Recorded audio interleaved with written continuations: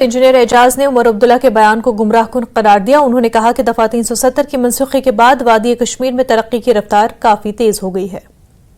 उमर अब्दुल्ला साहब का जो बयान आया वो बिल्कुल मिसलीडिंग बयान है। यहाँ जम्मू कश्मीर के लोग जो जनता है वो समझ चुकी है।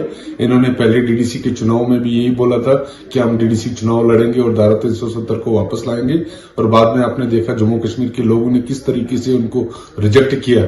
मैं उमर अब्दुल्ला साहब को फिर से याद दिलाना चाहता हूं कि एक टाइम में आपने सेल्फ रूल और ऑटोनॉमी की भी नारे दिए थे, वो सेल्फ रूल और ऑटोनॉमी कहां गई।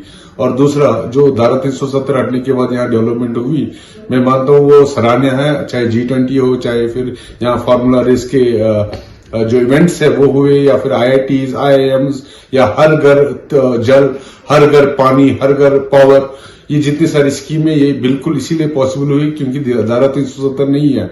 मैं मानता हूँ ये बिल्कुल एक इमोशनल प्लैंक है जो लोगों को बेवकूफ करने और गुमराह करने का काम करेगी। और आज उनको पता है कि धारा 370 फिर नहीं आएगी, लेकिन फिर भी लोगों को गुमराह करने की कोशिश की जा रही है। और मेरी लोगों से निवेदन है कि ये जो रीजनल पार्टीज है जो ये प्लैंक खेलती है, इमोशनल प्लैंक हमारे लोगों के साथ, इनको रिजेक्ट करके आने वाले समय में जब आप वोटिंग में जाएंगे इनको रिजेक्ट करो, और ताकि इनको भी पता चले कि धारा 370 हटने के बाद यहाँ पे विकास के कार्य हुए हैं और माननीय नरेंद्र मोदी जी के साथ जम्मू कश्मीर की जनता है।